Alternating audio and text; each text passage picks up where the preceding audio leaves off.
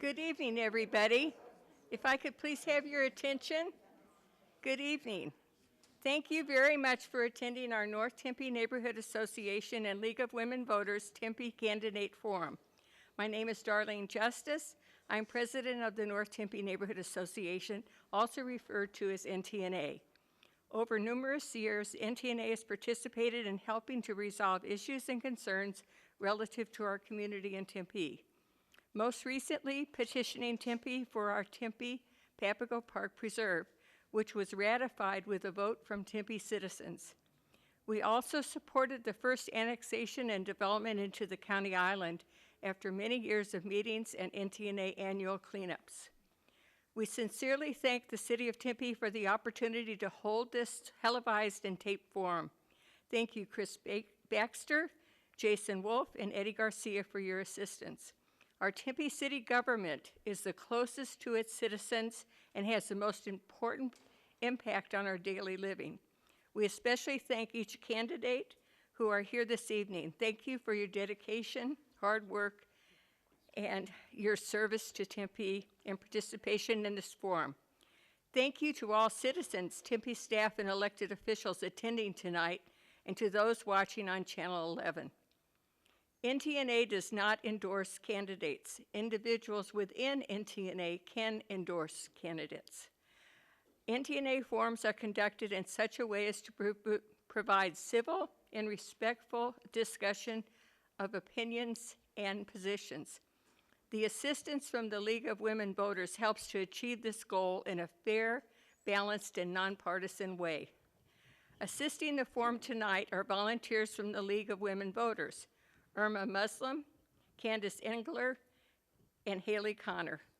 Also attending as president-elect of the League of Women Voters of Metro Phoenix is Marcia Berry. I should have learned about asking. NTNA volunteers tonight are Kim Loza, Shannon Dutton, Allison Starr, and Michelle Brown. Thank you all very much. I would now like to introduce our moderator from the League of Women Voters.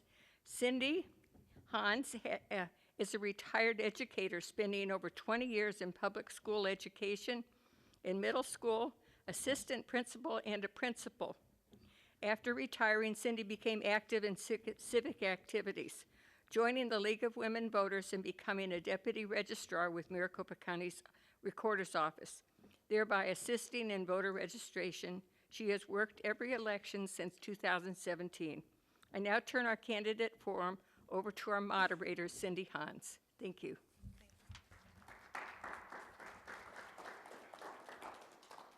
Good evening. My name is Cindy Hans. I am a member of the League of Women Voters, and I am your moderator for this evening. I don't think I need to add anything to that wonderful introduction. The League of Women Voters is a nonpartisan political organization and a successor organization to the suffragette movement. Our vision is a democracy where every person has the desire, the right, and the knowledge to participate.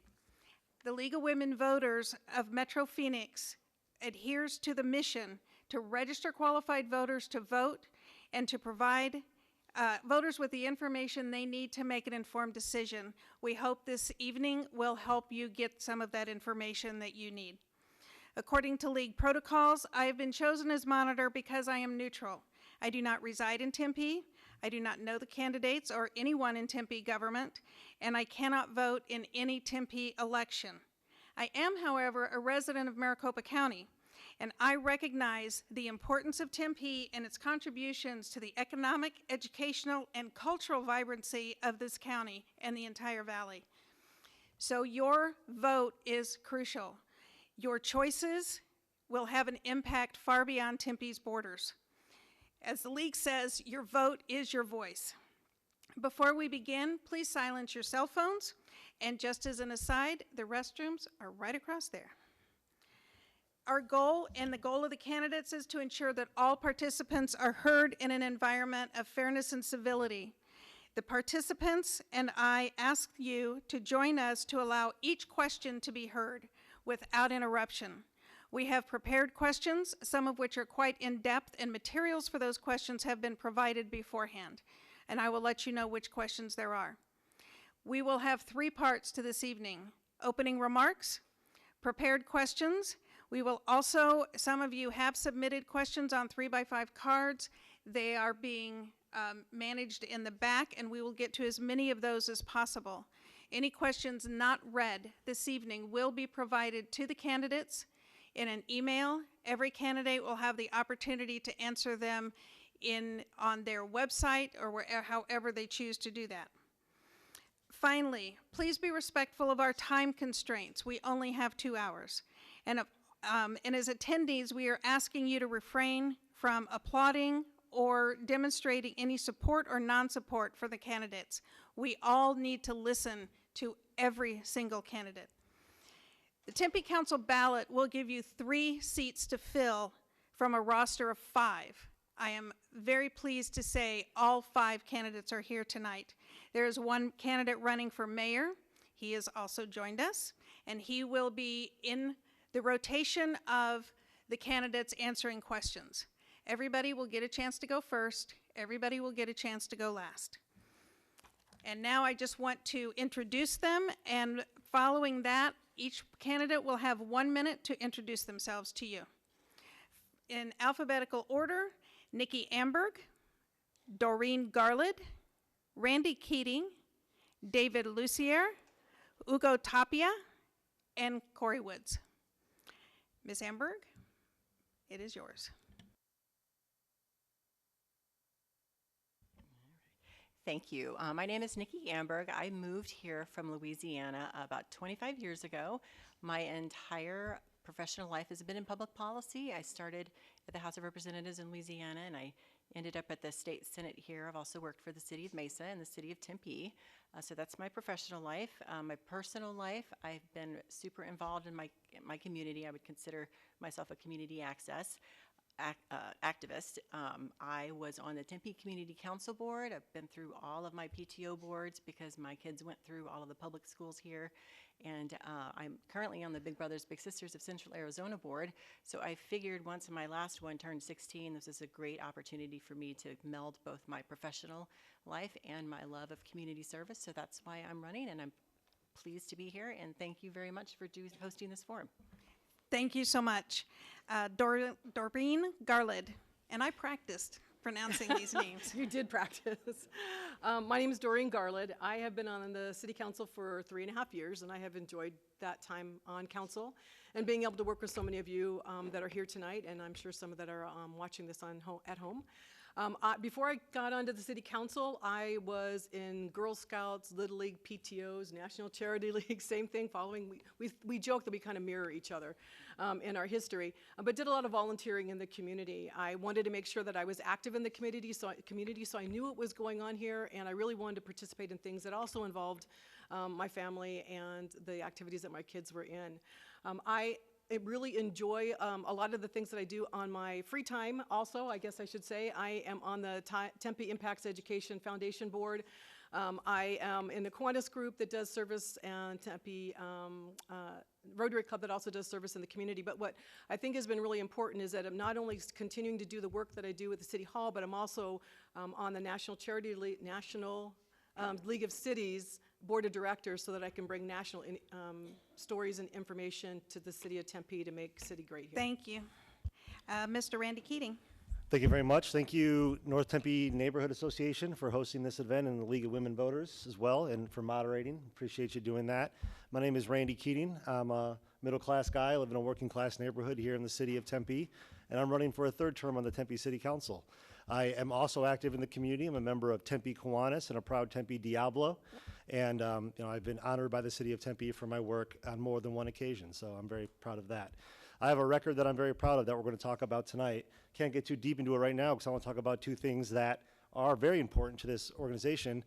It was mentioned earlier, the County Island Annexation Program and the Desert Preserve that we created. And I'm very proud to say that I served on both the working groups that brought those to fruition. So I have lived in north of the lake on 3 non-consecutive occasions while I've lived in Tempe for 21 years. So to me, it's a special area of our city, and I'm proud of what I've done for that area, and hope, with your support, of course, to continue the good work that we do, because as we know, there's only one Tempe. Thank you. David Lucier.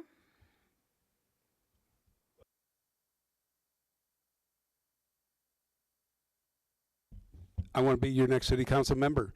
I've arrived in Tempe in 1970 after serving in the Army and completing a course of study at ASU with honors in political science.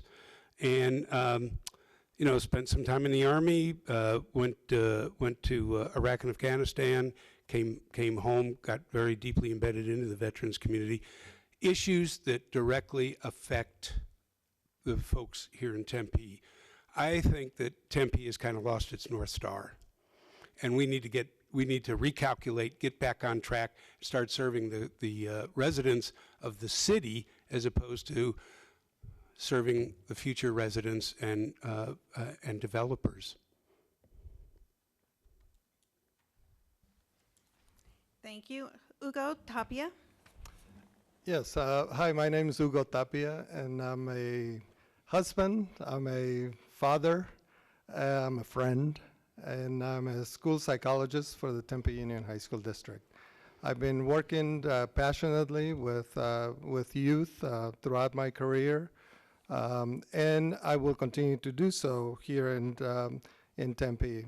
I'm running for city council because I think we need a change, and I think that's something that is very important to look at, because the city council should work for us, and it shouldn't work. And I think that's really the important thing to really pay attention at this point. So we need our traffic problems fixed.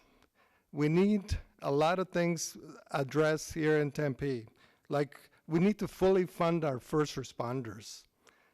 And we need to engage with our community and listen to what the community needs are. And that's what I'm going to bring. Thank you. Thank you. And finally, Corey Woods. Thank you. Just want to thank the North Tempe Neighborhood Association and League of Women Voters for hosting this forum this evening. I'm Corey Woods. I moved to Tempe back in 2003 to be a graduate student at Arizona State University and fell in love with this community. I have been here now for 21 years and have loved every single minute of it. I had the opportunity to serve on the city council between 2008 and 2016 and was fortunate to be elected by you to serve as mayor starting in July of 2020, and I'm currently going for a second term.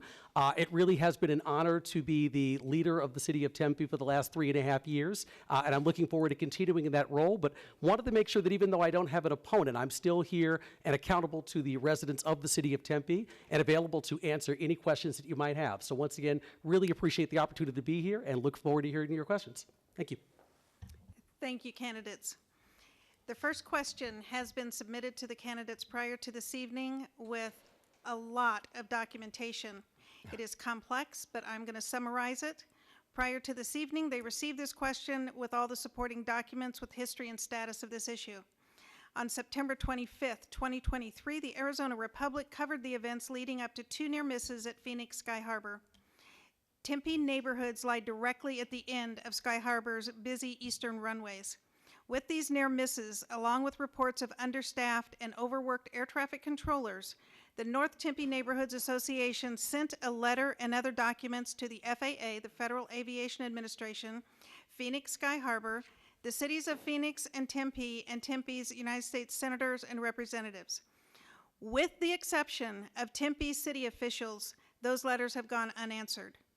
Recently, as reported in the Arizona Republic, the director of Sky Harbor Aviation, Chad Makorski, stated, "My biggest wish is that we break 50 million passengers. That will require adding more international and domestic routes. Sky Harbor's growth benefits Phoenix. However, Tempe will have additional noise, air pollution, and aviation-based safety concerns." The question, if elected, how would you approach Tempe's aviation safety and quality of life issues? Every candidate will have 1 minute to answer. We're going to start this time with Doreen Gar.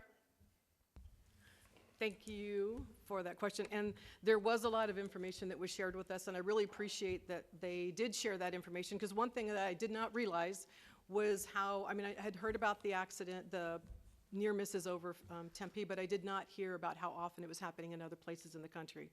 So I really appreciate getting that. I think when this information first came to the city council, we heard from our community, and we stepped up. And I think, I'm not sure how many people know that we, in the past, used to have an aviation navigator with the city of Tempe, and that position went away. We have brought back Advar, who was in that position before and has come back to the city of Tempe. That shows you how important we think that the issues are. A lot of people say that it's noise. It's not noise. It's absolutely safety. And I think the most important thing that we could be doing is continuing to work with our neighborhood associations and then use our city of Tempe leverage to really be working with the city of Phoenix and the city of Tempe. And having Advar reporting directly to our city manager gives him more clout when he is able to go and have those meetings with the city of Tempe and, the city of Phoenix and Sky Harbor Airport. Thank you. Randy Keating, please. Thank you very much. Yeah, so the safety concerns are something that I also was not aware of until got the question from the group, so I appreciate that. And the first call I made is to my friend and supporter, Congressman Greg Stanton, and said, look, we need some federal help with this. The fact of the matter is the city cannot force Sky Harbor to do anything. The city of Phoenix can, but I can't get too far into it because there is currently pending litigation between the city of Phoenix and the city of Tempe over Sky Harbor Airport. I can say what was said publicly, though, as far as the additional passengers and the longer runway, is the Sky Harbor's objection to the arena deal was never about residents in the flight path. It was always about they wanted out of the IGA so they could build a longer runway and have more routes. Chad from the airport said this publicly at a city council meeting. He offered us to drop their objection if we let them out of the IGA. The city council said absolutely not, and we're holding the line to this day. It is my expectation, the expectation of your current city council, that the 94 IGA stay in place and be enforced. Thank you. Thank you. David Lucia. This is a federal level, and that's not to say that we don't have some say in it. But the recent lawsuit that Mr. Keating had referred to is now moot. There is no bone of contention at this point based on that agreement. It's a federal issue, which means federal officials. I agree with Mr. Keating. But as a city and as responsible city leaders, we need to go to all of those resources to fix the problem. But Tempe alone is not going to solve that problem. It is a federal issue, and I think we not only have to bring in Greg Stanton, but several other congressional representatives and probably a senator or two. Thank you. Ugo Tapia. Yes, I think that agreements are agreements that need to be enforced, right? And I think it's important that we look at that. I have lived probably under the path of a lot of planes south of 2nd and Hardy, and it's a difficult thing to be around. But the reality is that I also, doing my research about the issue, I also learned a lot about what it is that we have agreed upon. And the agreement is that we can't really do anything about departures. The agreement is only about landings, and I think that's something for us to look at, because the planes tend to go away from the flight path of Rio Salado. So we have to kind of begin to have conversations also with the city of Phoenix on those issues. Thank you. Corey Woods. So the first conversation I ever had with a council member or former council member in the city of Tempe was with former council member Barbara Sherman, who had a conversation with me after a council meeting and talked to me about the 1994 intergovernmental agreement that was developed between the city of Phoenix and the city of Tempe, precisely because Sky Harbor was not flying where they should be when it came to planes. And what she basically said was, if Sky Harbor Airport would actually adhere to what was agreed upon back in that 1994 IGA, when it comes to takeoffs and landings, we would not have the problems that we have right now. And so that is the central issue from my perspective. We have to enforce all of the available safety protocols, and we have to make sure that Sky Harbor Airport is following the 1994 intergovernmental agreement, which is now 30 years old. If that was being properly enforced and that was being adhered to, North Tempe residents wouldn't be experiencing the problems they still currently face. Thank you. Nikki Amberg, please. Thank you. I too think that we need to enforce that 1994 intergovernmental agreement, but I also think that we need to go a little bit further. A Sky Harbor is at capacity. I mean, I'm going to go ahead and say it. Its geographic footprint is probably one of the smallest airports in the state of, actually in the United States. And Arizona and Phoenix, the size that we are one of the very few cities that only have one major airport. So from a regional standpoint, maybe we need to start focusing, talking to Scottsdale, talking to Gilbert, Chandler, Queen Creek, and start focusing on not growing Sky Harbor, but instead growing Williams Mesa Gateway Airport as a feeder airport so that Sky Harbor can remain the way that they are now, and then we can start growing as a region at a separate airport. Thank you. The next question. By the way, if anyone, a question occurs to you that you haven't written down, if you'll raise your hand, our assistants will give you a card to write a question. The next question. Again, this question was provided in advance with multiple pages of documentation. This revolves around the safety issues related to the homeless population along Scottsdale Road and the county island. The North Tempe Neighborhood Association acknowledges that Tempe is addressing this issue by adding park rangers with a planned police substation in North Tempe and a proposed apartment complex. However, currently businesses are also responding by reducing their hours of operation, closing access to indoor seating and removing outdoor seating, and bus benches have been removed. There have been multiple acts of vandalism, businesses are losing customers, and residents and visitors to the area question their safety. This is the question. It's 3 questions. How do you feel about these concerns? What do you suggest to improve the situation? And how urgent is it? First, Randy Keating, please. I'm sorry, what was the first question again? What are your feelings about these concerns? Well, I mean, look, these concerns are very valid. Public safety is the most important issue of any governmental body. So we absolutely need to take these concerns very seriously because we wouldn't be hearing about them if they weren't. The fact of the matter is we need things like park rangers. We need things like the police substation up in North Tempe. And I was proud to support both of those efforts. In the interim, we have to get Care 7 and the Hope Team up there more often and try to get people out of the cycle of homelessness and into the very good city programs that we have. I talked to a gentleman earlier today about the Tempe Works program, which is a first in the nation model to full self-sufficiency as far as giving individuals a job, giving them housing, and giving them employment.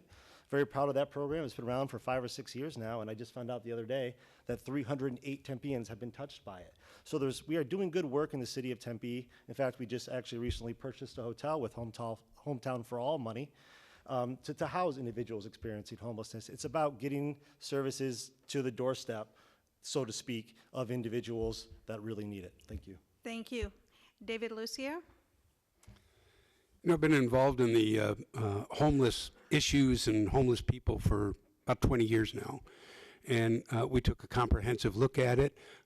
We looked at their training, their education, the need for jobs and economic opportunity, as well as the need for their health and wellness, which includes housing. I was involved in a great model here in Tempe, Valor on 8th, affordable housing for veterans.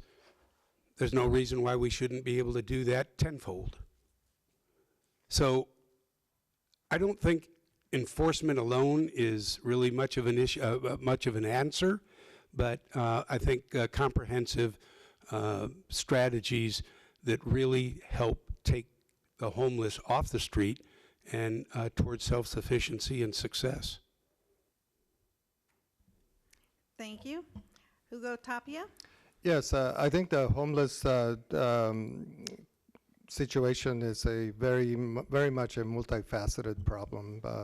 They really exhibit multifaceted issues that lead to them being in that situation. So one of the things that we have to really pay attention to is really our collaboration with those volunteer nonprofits that are really doing some really awesome work out there on the streets, and we have to like build upon those collaborations and bring them all into our efforts as a city.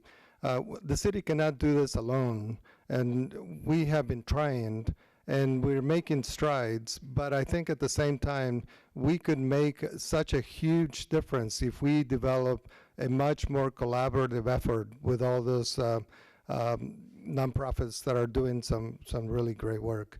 So my encouragement would be to really go in that direction. Thank you. Corey Woods? So I think the concerns are very valid. A couple of the first meetings that I had when I became mayor were with residents from the Cavalier Hills Neighborhood Association, very vocally addressing the concerns that they had. There were probably 60 to 75 people at both of the meetings that I attended in a driveway. So they're very valid issues. And I think that the city's responded by putting a lot of money and a lot of effort into the situation by doubling the number of people who are working for our Hope team and our Care 7 group, really making those two groups co-locate because they're dealing with a lot of the same challenges, acquiring the former Roadway Inn, which is now Suze Espacio, that has 80 beds on any given evening, along with having the Super 8 motel down the street that has another 50 additional rooms. I think that why you're seeing some of the reduction in unsheltered homelessness is because of a lot of the efforts that the city has actually put forward, the money, the resources, the additional trained staff, and the actual housing.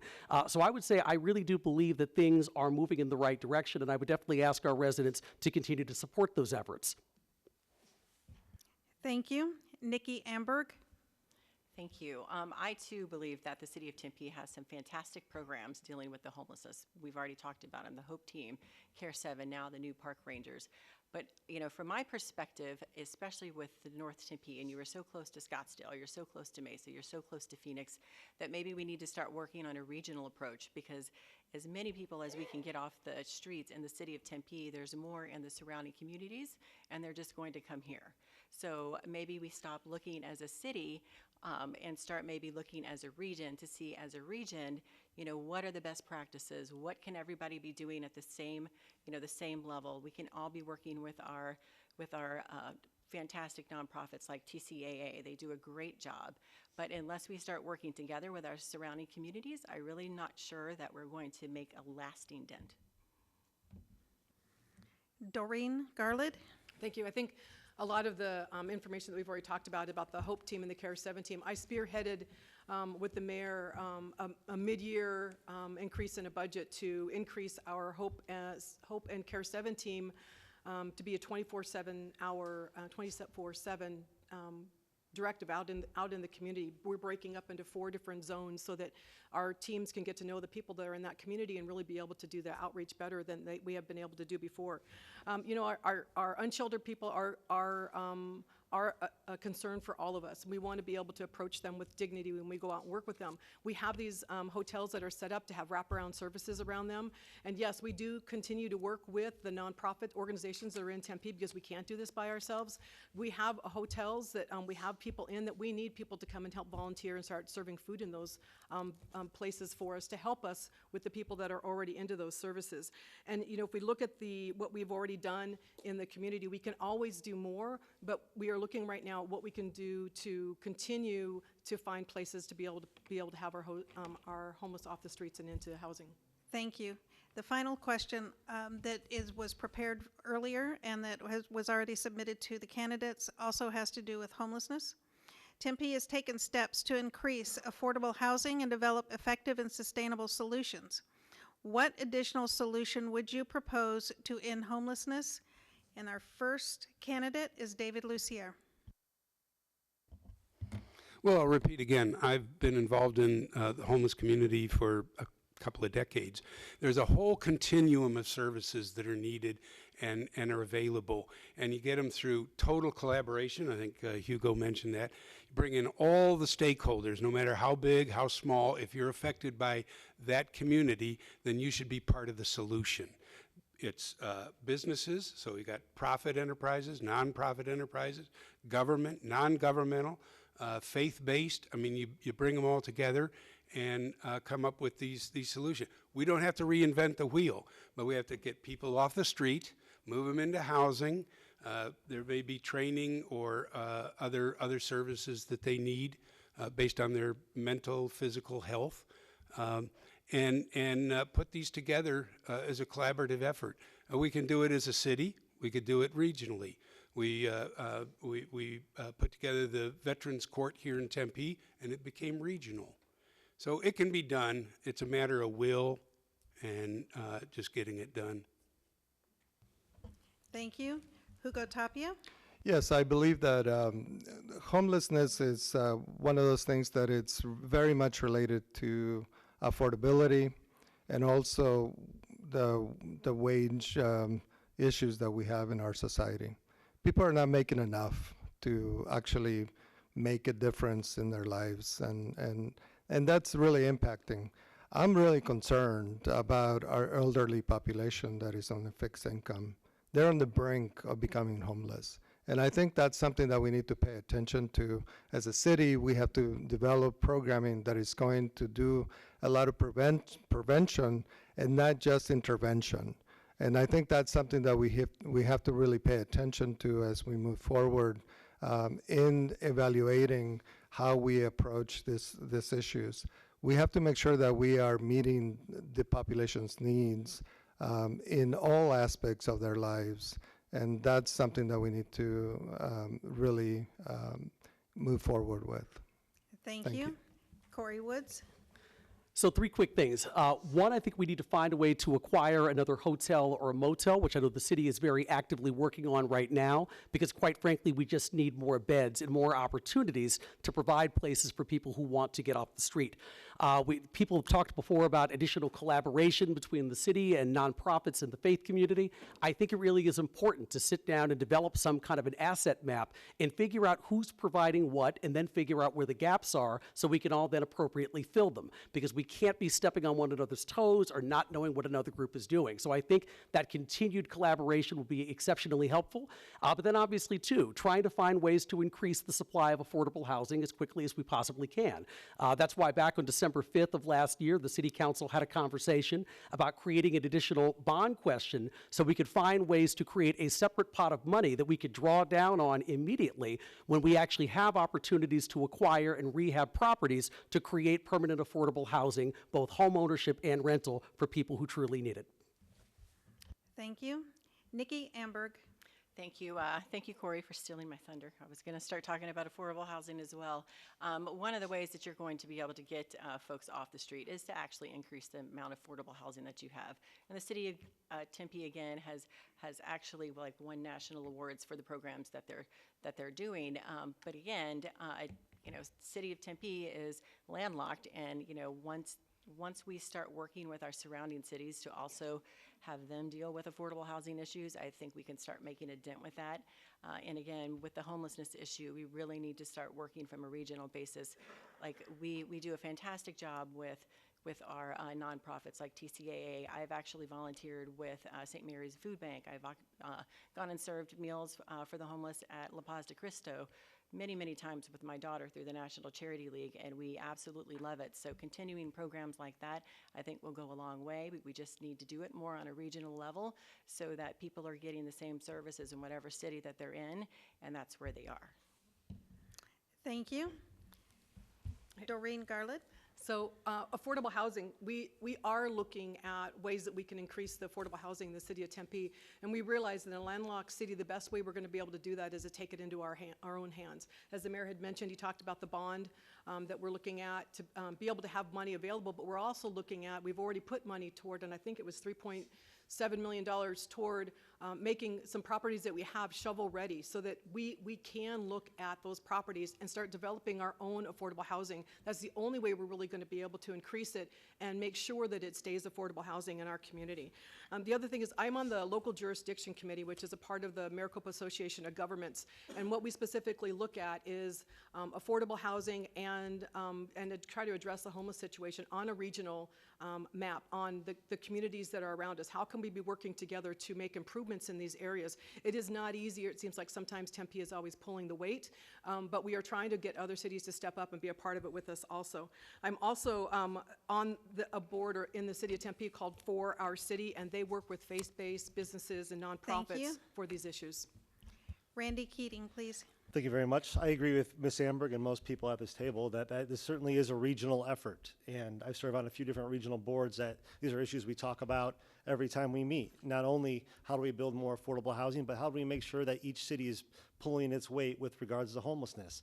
That's the Maricopa Association of Governments Economic Development Committee and also the East Valley Partnership. So East Valley Partnership, you can tell we are actively looking at out-of-the-box solutions to address some of these problems. Affordable housing is obviously a huge concern. That's why I'm a huge fan of Hometown for All. But what you may not know is that Hometown for All is funded directly by development. That every time there's a new development in the city of Tempe, they pay a fee schedule that goes into that pot that we use to do good things like buy the Food City site, buy the hotel that the mayor talked about, and maybe even an additional hotel that was also there. So as we move forward with these solutions, it's important to remember these are different spokes of the same wheel that are all helping to work with each other. Nonprofits, I agree with 100%. That's why Councilmember Garland and myself both suggested increasing TCC's annual funding, tying that to inflation moving forward, because it has been upped in 20 years. Thank you. Those are the 3 prepared questions that the candidates received prior to this evening. I now have multiple questions from the audience. I'm pretty confident we're not going to get through all of them, not because these people are quite articulate at speaking very fast. So hats off to you all. First question, and if you wrote this question, I apologize if I'm not putting the right emphasis. What are your solutions to increased traffic enforcement? And first is Ugo Tapia. Well, I think one of the things that I see a lot, people asking for more public safety, right? And one of the things that I think about is then we need to make sure that our police officers are fully funded and that are continuously fully trained in everything that they're going to encounter in our streets. And that we have to take care of them so that way they can be as healthy as possible. Traffic enforcement begins there, along with really a lot of transportation planning that it's related to the way that the city is designed. And we have to pay attention to those things on a continuous basis as we move forward. But taking care of our first responders really is the first thing that we need to pay attention to. Thank you. Thank you, and I apologize. I mistook her flipping her stop signs. Sorry about that. I will be better. Corey Woods, please. So a few things. I think one, trying to ensure that we have Tempe police officers who are specifically dedicated to traffic enforcement, and that probably involves having to hire additional officers so you can have them solely working on that issue to make Tempe streets safer. We've talked previously about the addition of bringing back red light cameras as well in places like school zones or intersections that we know are dangerous to get people to slow down. Many times people know if they're going to get a ticket or if they're going to get points on their license, that will have a way of making them self-regulate a lot of their own behavior. I do think that we should look at lowering speed limits in areas where we actually have data that shows that we've had a high incidence of crashes and fatalities. If you actually have the data that shows that these are the 10 worst intersections in the city of Tempe when it comes to collisions or fatalities, I think we have a responsibility to look at what lowering the speed limits in those areas might look like. And last but not least, talking about changing the infrastructure of some of our roads, because the roads were specifically designed many times to be solely for cars, but if you change the overall infrastructure, you might be able to reduce the rate of accidents and collisions. Thank you. Next, Nikki Amberg. Thank you. I also think that we need to put more police on the road. I noticed a lot in downtown Tempe that I very rarely actually ever see a patrol car whenever I'm driving around down there. So actually having a police presence will help enforce some of these speed limits. Tempe is a hugely data-driven city, so again, like what Mayor Woods said, going in and putting the police officers where and when they need to be would be incredibly helpful, and actually enforcing the laws that we have. I mean, I've got 4 kids, I've raised 4 children, and I learned the hard way very early that if you don't have any consequences for bad behavior, the bad behavior is not going to change. It's going to continue on in perpetuity, and you're just going to have to live with the consequences. And I don't think that the citizens of Tempe need to be doing that. So better enforcement, more police is definitely the way to go. Thank you. Doreen Garland? So I agree. I think we need to be looking at enforcing the laws that we currently have. I also think, as the mayor had said, we really need to be using the data. We talk about what a data-driven community that we are, and we have so much ability to take on this data and make a difference in our community, make it safer for everybody. We have a really great website. If you go to our Vision Zero website, there's some information on there, and you can see where they're due speed checks. I think every 2 years, all the roads, or most of the roads, main roads in the city of Tempe, they do a check to see what the speeds are, so that we can see what was actually happening in the areas, different areas of our community. So I think we need to use data to make really good decisions on what we want to do with the speeds in our community. I think the other thing is, we need more officers on the road. I talked to 2 police officers, and they said, people are yelling at us because we can't stop the speeding that's going on the road, but there's only so many of us to go around to be able to catch that. So I do think we need to be looking at that. But the other one, I think, is education. We really need to be educating our residents and reminding them about the speeds that are in the community, and that lower speeds will save people's lives, and they need to be paying attention. Thank you. Randy Keating? Thank you very much. The city manager is forming a working group to look at this issue in particular, and I'll be very interested to see what that working group comes back with as far as how do we make our roads safer here in the city. I am very concerned about a particular issue, and that is drag racing on our city streets. I live in 85283, and I hear it every single night, it seems, at 1, 2, 3 o'clock in the morning. In fact, we just moved one of our safety corridors to McClintock Drive down by my house, and I know some neighbors are upset about that, but that was done very much on purpose, because this is a problem area that we have, and there's no more dangerous activity than doing something like that on our city. I think somebody mentioned cameras, and I would support cameras in this particular situation on red lights. That is the most dangerous thing you can do on your car, as far as endangering yourself and somebody else, is speeding through a red light. We have to curb that behavior. We have to make sure that if you run a red light in the city of Tempe, whether there's a police officer there or not, that you will be cited and you will pay a consequence. Thank you. David Lucier? I'm going to jump on a slightly different soapbox, because I agree with all these solutions. We know what the solutions are. It's a matter of doing it. Instead of talk, talk, talk, we need to do. Right? And so I'm frustrated over the fact that, we look at all these problems in the rearview mirror. Oh, look at that. We should have known this. Oh, they're speeding. We should have known that. How, homelessness is out of control.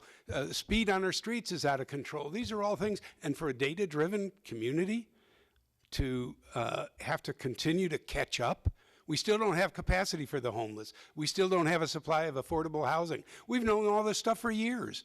And yet, talk. I want to do. And you should expect the same thing. Thank you. Thank you. And now to shift gears, this is a little bit involved. In 2018, Tempe citizens overwhelmingly voted to make Tempe's portion of Papago Park a preserve. There is now a Desert Conservation Commission, and the city has contracted Logan Simpson's team of experts to survey the needs of the environment and improvements wished by the citizens for our preserves. This has been needed for decades, but there have been previous master plans that have sat on the shelf and have never been used.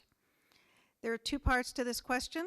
What value do you believe the 2 Tempe's preserves provide for the city of Tempe? And will you commit to at least budgeting for the key needs as outlined by the management plan when completed, likely to be signage and trail identification? Corey Woods. So the value of the resources, absolutely, they're of tremendous value. Papago Park is not just simply an asset for the city of Tempe, but it's frankly a regional asset that grows across other cities. And so I think it's very critically important that we listen to what residents have told us in passing that preserve petition, and we actually make sure that we do everything we can to preserve Papago Park. And my second easy answer to the next question is yes. If the study comes back and it says that we need certain things to ensure that Papago Park will be there for our children, grandchildren, great-grandchildren, and beyond, then I think it's up to the city council to make sure that we fully fund that plan. Thank you. Nikki Amberg. Yes, you know, I absolutely think that it is a regional, I'm just going to go far as say jewel, and it's not just for the North Tempe residents, it's for the South Tempe residents, it's for Phoenix, it's for Mesa, it's Chandler.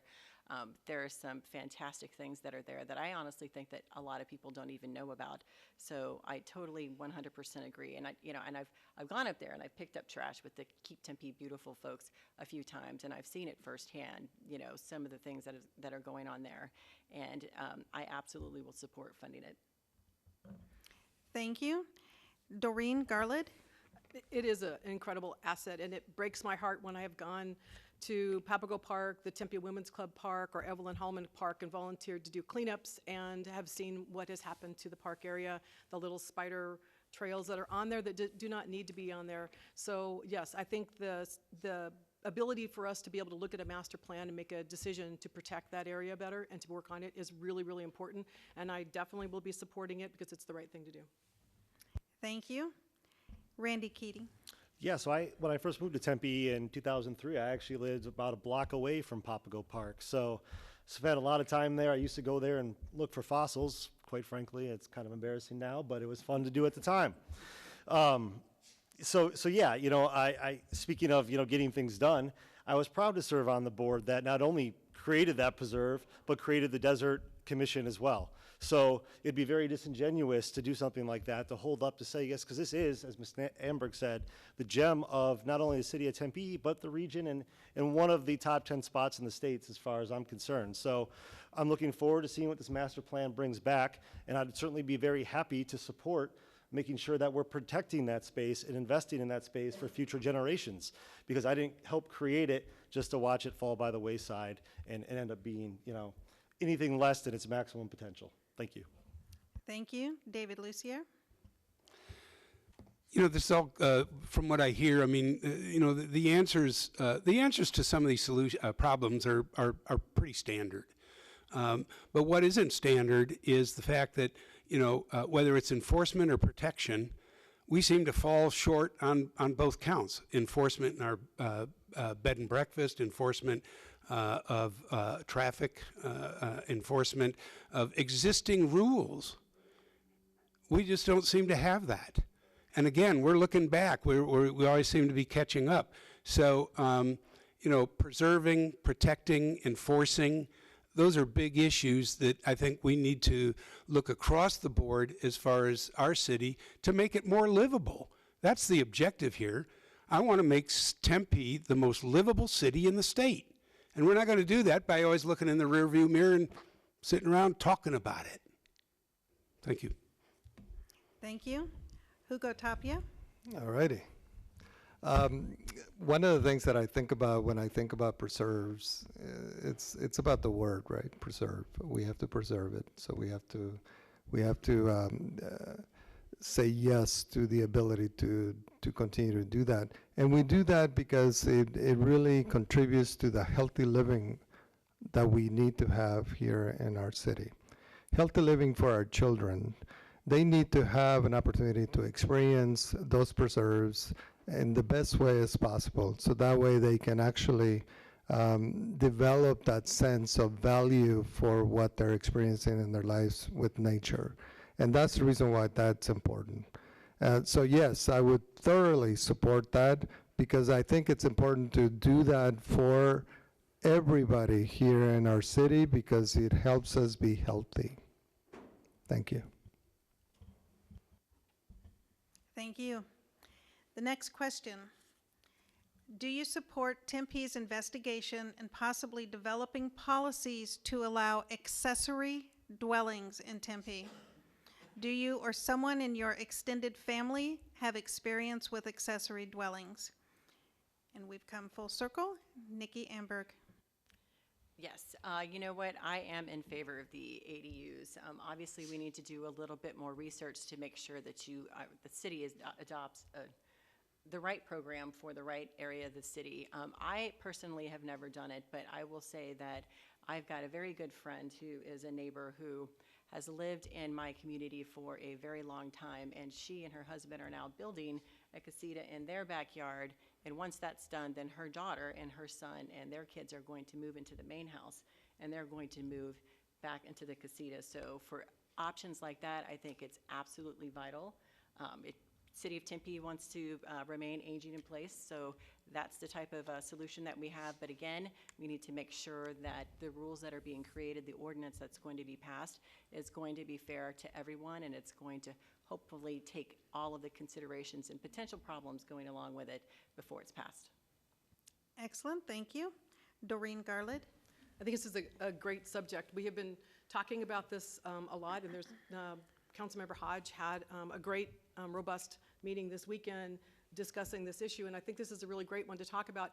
You know, we are in need of more housing, all types of affordable housing. So I think this is really something that's really important for us to be looking at, for us to be addressing and getting the information that we need to be able to come up with a policy or an ordinance that we're going to be able to use. The most important thing for me is I want to make sure that that it is not a short-term rental, and it will never be a short-term rental. That's the one that's really important for me, and I think we need to be addressing that. I think we need to let our residents know that that is something that we don't want to have. We don't want it to turn into short-term rental. We want it to be a place where we can have additional housing in a community where we are in dire need of additional housing.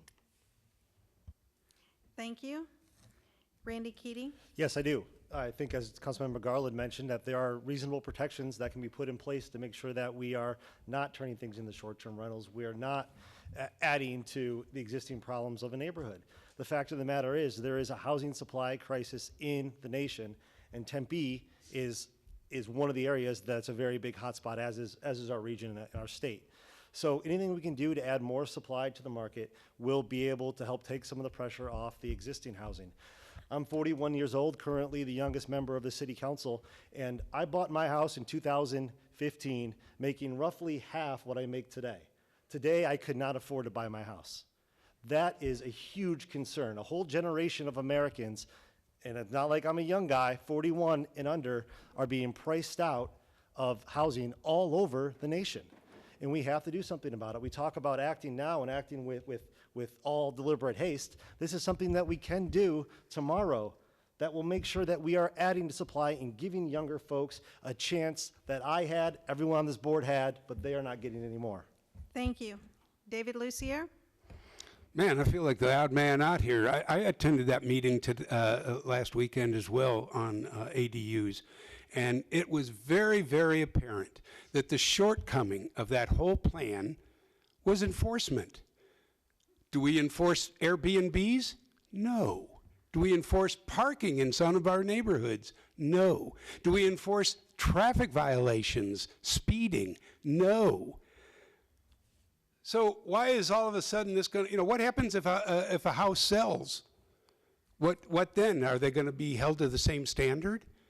29,000 parcels in this city, and we get 20 positive response, and that's supposed to be, oh, well, we must be for it.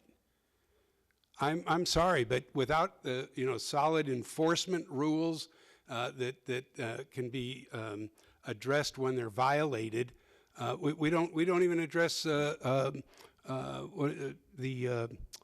folks, unrelated folks in rental houses. Oh, can't do it. So until we come up with a plan that says this is the way we're going to enforce it, I'm not for it. Thank you. Hugo Tapia. I think that really the development of guardrails for these type of issues it's very, very important, and I think that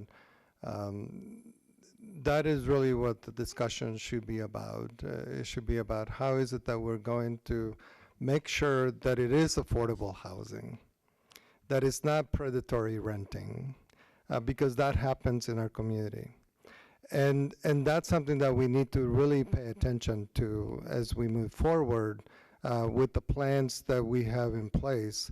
How are we going to make sure that people that are going to be renting these spaces in our community are not going to be really taken advantage of by predatory renters? And we have to really take a hold of that issue from the get-go as we develop it. Thank you. Corey Woods. So I'm 100% supportive of this. I mean, my perspective is we have both a housing supply and a housing affordability crisis, and we have to find ways to address that as soon as possible. We can't wait for people to get here. We know that there are going to be an additional 71,000 plus people coming to the city of Tempe in the next 10 to 15 years, and we have to prepare for that. Austin had a very similar problem. They thought people were coming. They chose not to build the infrastructure because they were concerned about it, and now you've got a real problem with 2.5 million people and not the proper infrastructure in the city and the right housing to really support it. So my perspective is you can do exactly what the city of Phoenix did and build in guardrails, as Mr. Tapia talked about. You can actually stipulate that they not become short-term rentals. We don't need additional Airbnbs and Verbos. But at the same time, I think this is not the solution to affordable housing, but it's part of the larger solution. And I think when you have an affordable housing crisis and a supply crisis, you throw everything you can at it with the appropriate guardrails in place. Thank you. This next question, I'm going to read the question, then I'm going to read a statement that's on the card that I do not understand. So I hope it makes sense to you all. Do you support the bond for streets that has been discussed for the November 2024 ballot? That's the question. The statement says, my street has a PQ1 17.8.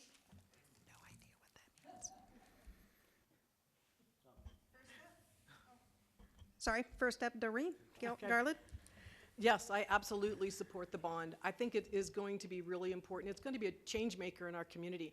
It costs $1 million to do a 1 mile roadway. So McClintock, from just 1 mile of McClintock Road or Rural Road, any of those major arteries, it's $1 million to do that. We fell behind in 2008 downturn with repairing our roads, and we are behind the curve.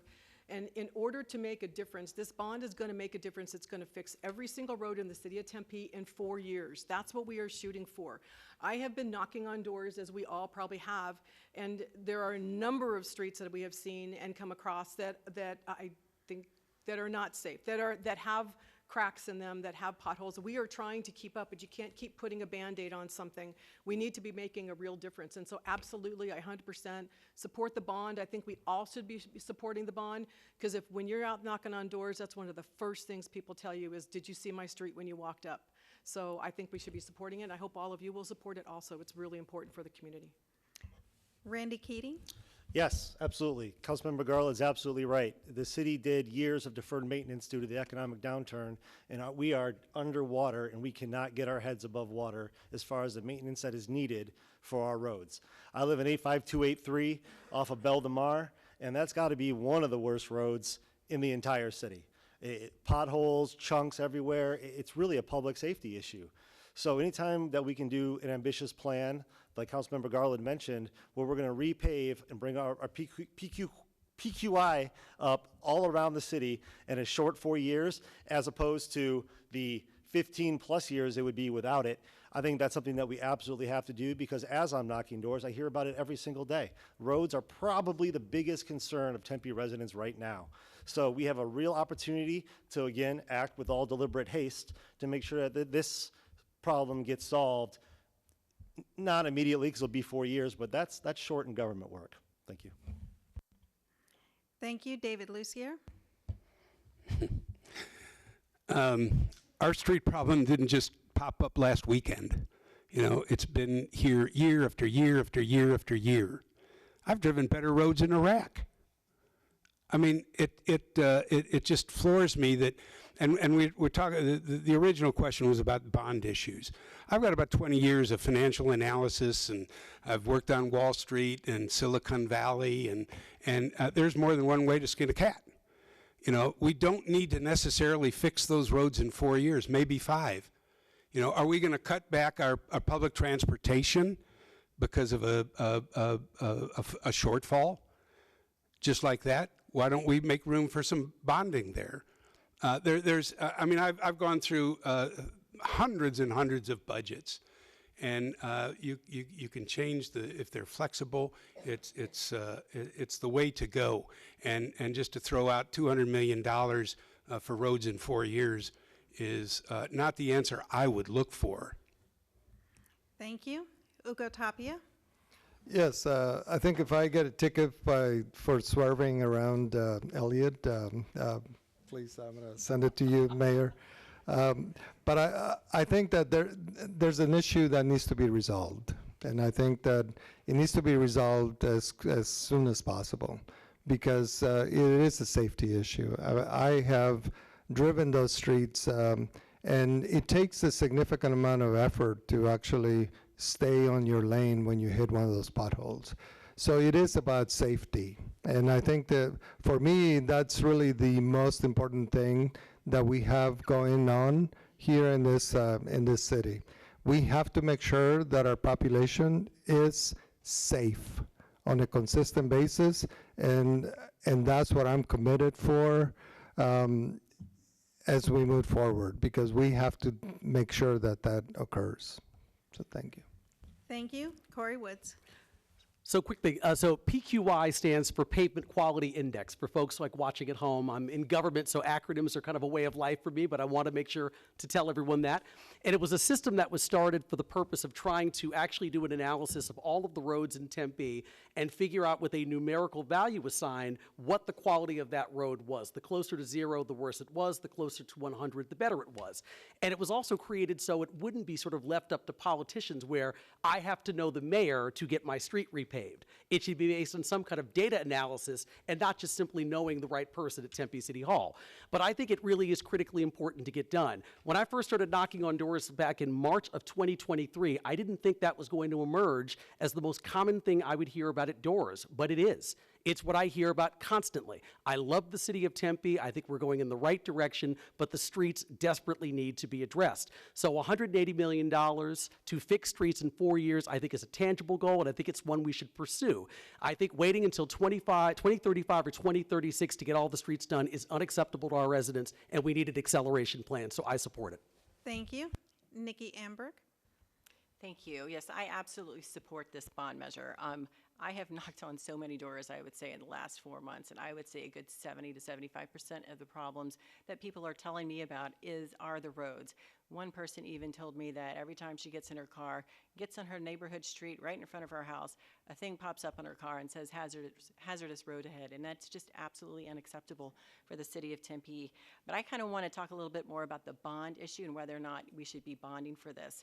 I'm absolutely in support of bonding. I have done a lot of budget negotiating at the state level, and instead of paying cash for the next 4 years to get it over, you know, I'm going to be here for the next 3 years. I don't want to pay cash for something that somebody, whenever they buy my house 3 years from now, they get a brand new road in front of them and they didn't have to pay anything for it. So from a bonding perspective, it is going to be a long-term asset for a community, so it should be a long-term I guess, having to pay for it. So future residents are going to have access to these fantastic roads, so they should be helping to pay for it as well. Thank you. The next question. If you get elected, what would you champion that is missing from the city agenda right now? What would you champion that is missing from the city agenda right now? Mr. Keating, you are up. Thank you very much. This is actually a very interesting question.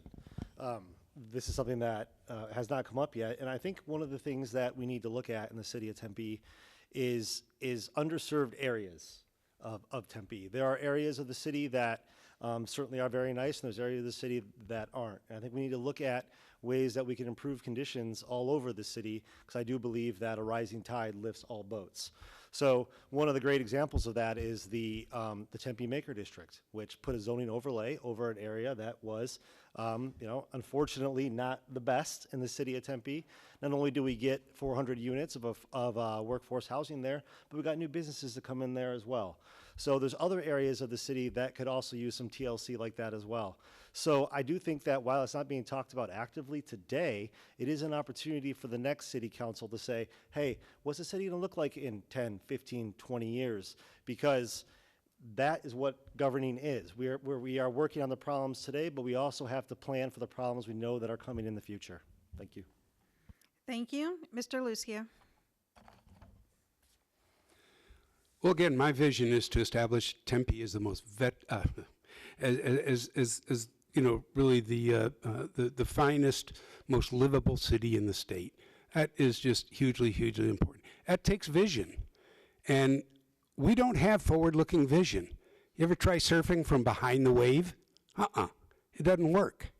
You know, we need a clear vision, and we need to get away from irresponsible development. That's one of the things that just sucked all the air out of the room. There's nothing left. There's nothing left. There's no time, there's no money, there's no expertise, there's no vision. And so I don't see that changing until we change direction and follow a true North Star. Thank you. Thank you. Mr. Tapia?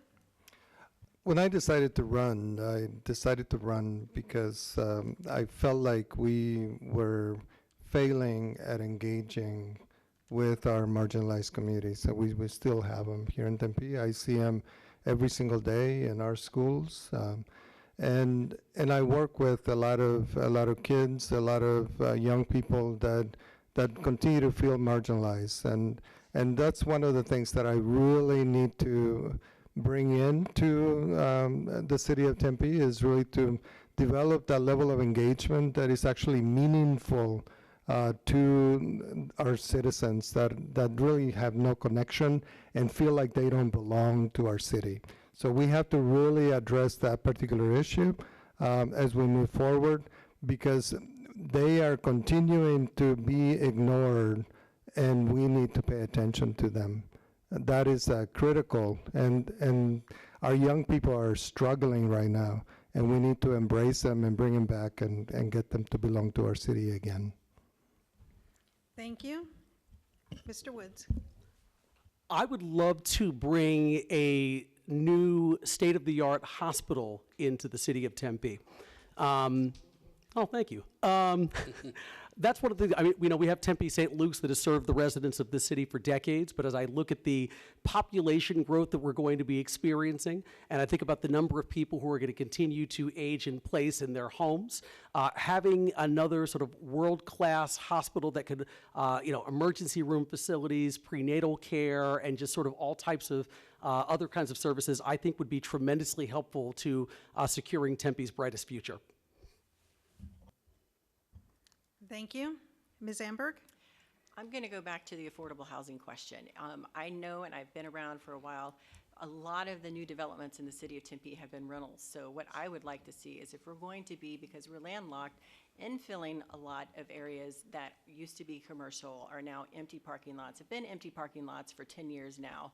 When we start to think about redeveloping those areas, instead of redeveloping with rentals, how about we redevelop with condos that are for sale, so that young people like Mr. Keating, who's only 41 years old, they can actually start on a path of home ownership whenever they're in their 20s, when they're in their early 30s, and move up from that two-bedroom, two-bathroom condo. So I would actually really like to see us focus a little bit on that. And since the long-term rental taxes are going away, that incentive to build more rentals is going to go away for the city as well. Thank you. Ms. Garland? I have two. One, as Hugo Tapia just had mentioned, is more community engagement. There are 247 HOAs and NAs in the city of Tempe, and I really thought in my first year on council I would visit every single one of them. Well, I've been to 56, but I think it's important that that we try to still continue to reach out to our community and reach out to those neighborhoods, and whether they're large and especially more importantly, the smaller ones. I think bringing their voices into more of the conversations is really important, and I think part of that is one of the things I wanted to do, and I haven't been able to do since I got on council, is do something like a Community Engagement 101, which is bringing people all over the community, getting people who are not normally a part of the conversation and on our boards and commissions to understand how things run so that we can get their voices heard and make sure they're heard also. The other one is alleys, and alleys. We need to be addressing the alleys in the city of Tempe. There are a lot of things that we need to be doing with those. I took part in volunteering to do an alley cleanup this weekend, and we need a lot of help in our alleys. So I think it's one of the discussions that we need to have is what we're going to do moving forward with that. Thank you. This next question is a two-parter. It has to do with sports fields. How would you address the issue of athletic field maintenance? The city rents dust bowls to youth sports organizations. Risks of valley fever increase. The racquetball courts, according to the signs posted, the racquetball courts at Marcos de Niza High School are maintained by the city. The courts are not available to the public because the schools are locked down nights and weekends. How will the public use the tennis courts and racquetball? I'm sorry. How will public use of tennis courts and racquetball courts be addressed? How will this affect future bond elections? Do you want me to read that again? How would you address the issue of athletic field maintenance? The city rents dust bowls to youth sports organizations. Also, racquetball courts at Marcos de Niza High School are maintained by the city according to the signs. The courts are not available to the public because the schools are locked down on nights and weekends.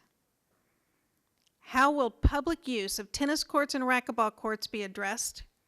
How will this affect future bond elections? Y'all are doing great on timing and stuff, so take a second. This is this is a pretty rich question. First up, Mr. Lucier.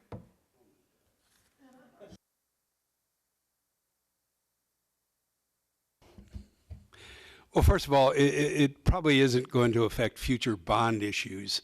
Those are pretty small facilities. The other thing I would suggest is, and I've played on at schools before, and the fencing just, goes around them so that public has access to them. Now, that probably is an oversimplified answer, but it's not a big burning question. Our parks are a big issue in this city, and I think that we have to do all that we can do to make sure that they're maintained. They do get used a lot, and so they're going to require more maintenance. I think that they are an asset. I fully support them, and I'd like to see them get better. But I don't think they're going to have a big impact on a bond issue. Hugo Tapia. I think I kind of grew up in Dust Bowls because I was a soccer coach for all my kids. But I think it's an issue that we have to begin to look at other options other than water, right? Because we have to water these fields and in order to make them more green for our kids and things like that. That's important, and maintenance, it's costly for those things. The other thing is that I talk about a lot is collaboration between our school districts and also between our city to make sure that there's very close relationships that need to continue to occur. I don't see that happening as much as I would hope for, and I think working for the district, I think I have a good sense as to how to approach those kinds of things and making sure that that collaboration occurs. Thank you. Corey Woods. So I think if I'm trying to read the mind of the person who wrote the question, I would really love to find out who it is afterwards. It sounded like when you talked about Valley Fever, you're talking about another indoor facility, because if you have an outdoor facility, you have the risk of being in a dust bowl and acquiring Valley Fever. So I think that is sort of what I would love to do is do some kind of a needs assessment at the city and see how much we actually need to build another facility like that, because we do have things like the Kiwanis Rec Center and the West Side Multi-Gen and the North Tempe Multi-Gen, of course, Shout out to NTNA. It would only really affect the bonds if we decided that we actually really did need another center, and then we needed to bond to have the funding to actually create another building. But I think a needs assessment would be really critically important first, because whenever you're talking about bonds, you're talking about the potential to raise people's taxes. And so I think you have to find out, is this something that we really do need and something that residents would actually really enjoy? But to Mr. Tapia's point too, I applaud him for talking about partnerships with school districts. One of the reasons why that happens is because there are concerns about liability. We live in a very litigious society, but if there's ways of partnering with districts to allow for more indoor space to be used, I would definitely be in favor of that too.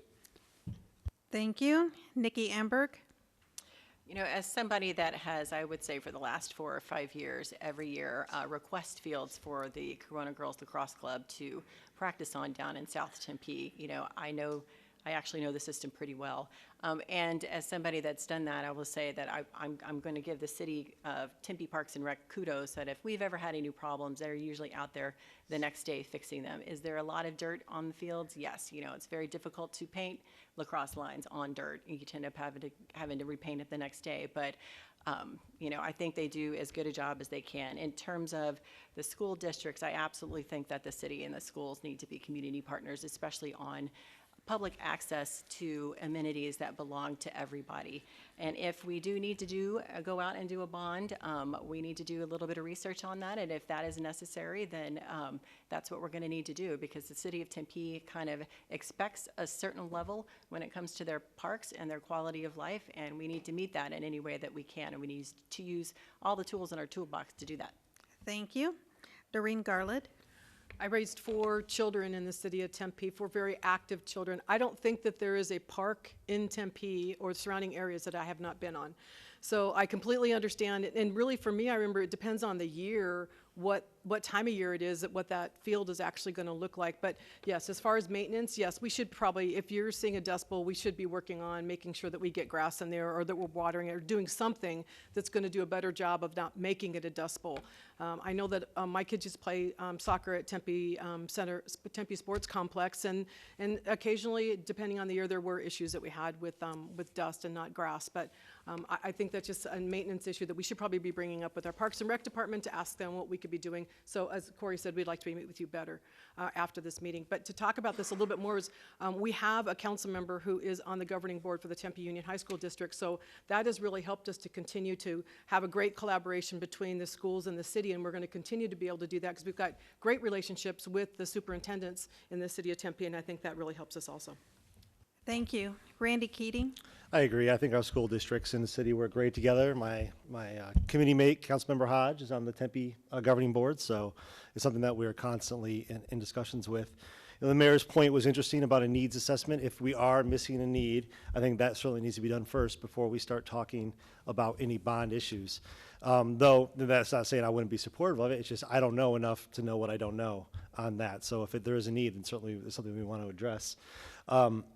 I don't know which park we're talking about here, but certainly we don't want a dust bowl, and I do agree with Mr. Tapia as well that I'm not sure more grass is always the answer, but I just lost my train of thought.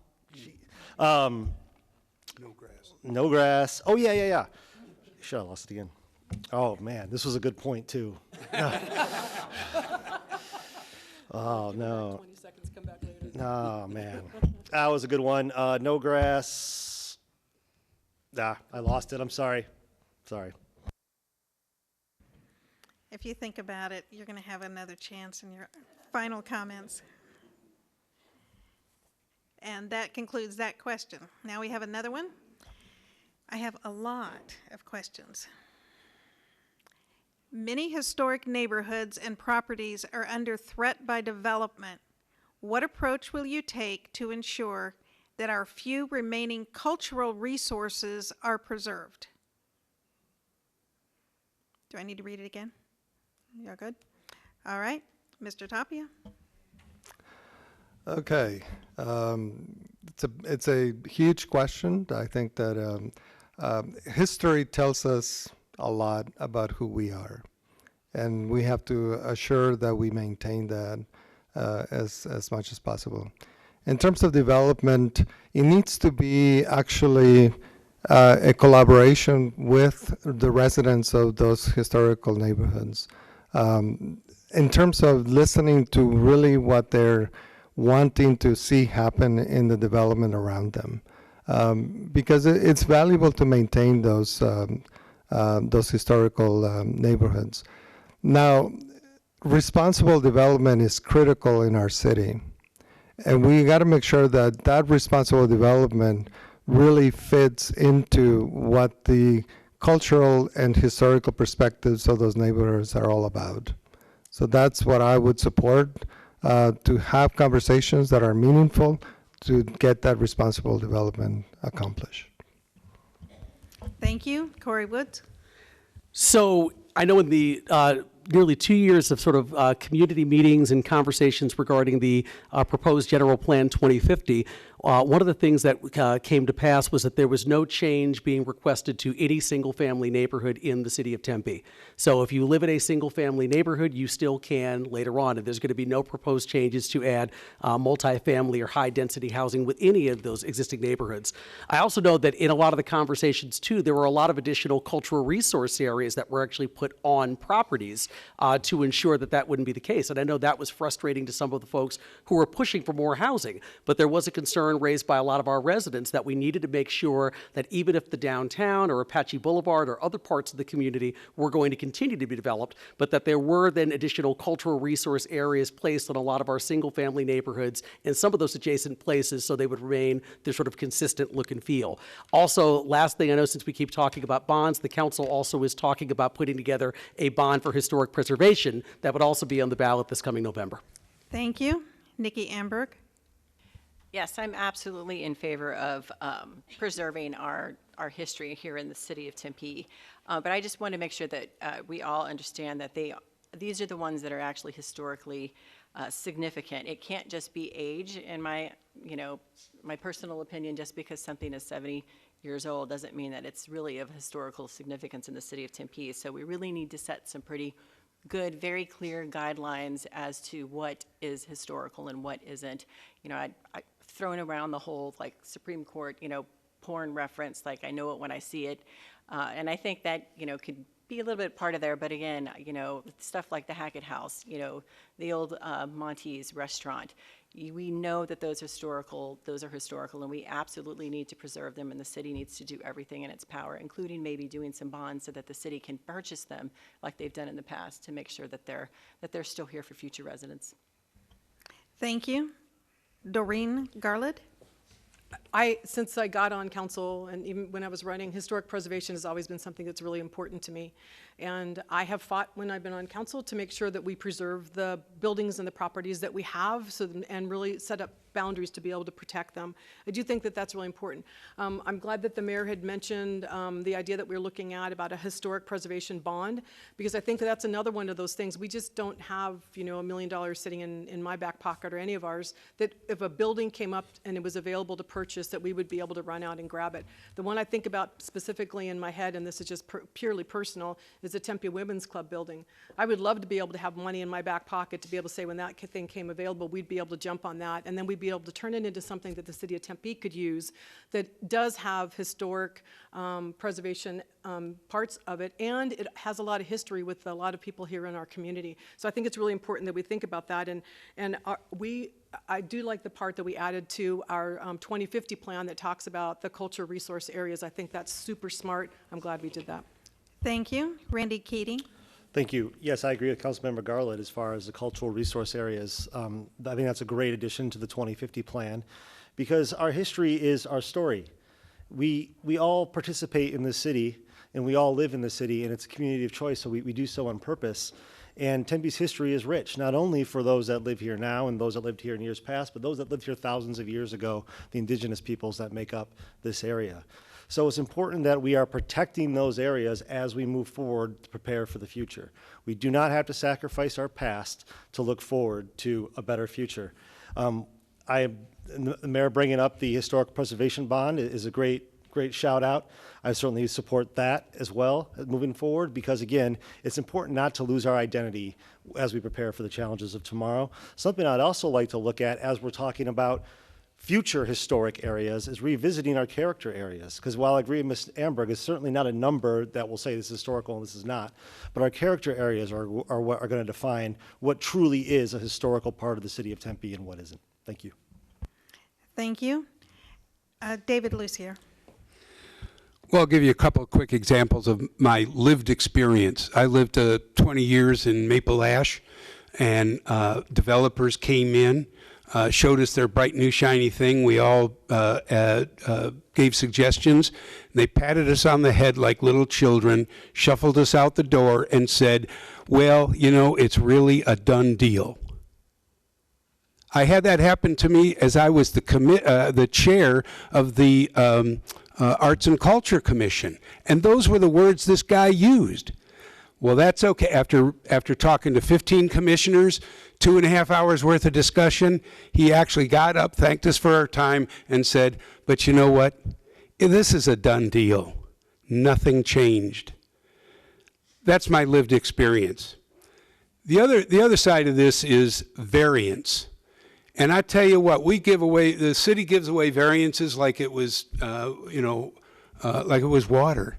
So developers rule. That's got to stop. It's ruining neighborhoods, and it's killing the livability of our city. Thank you. And I believe that's it for that question. The next one, I don't think you're going to need a full minute for this. Thank you so much. Has your campaign taken any donations from developers? Yes. No. No. Yes. Yes. No, and I made a conscious decision from the beginning of my candidacy to not do that because I chose not to have any type of influence in my campaign. That's the reason I run a very humble campaign, and I'm very proud of that. Thank you. We, just to let you know, we will stop with these questions at about 7:40, 7:45 to make sure that we have enough time for the candidates to provide a final statement. And our time in this space, which is absolutely lovely, ends at 8 o'clock. Question: how will you help honor our indigenous ancestors who came before beyond a land acknowledgement? Nikki M.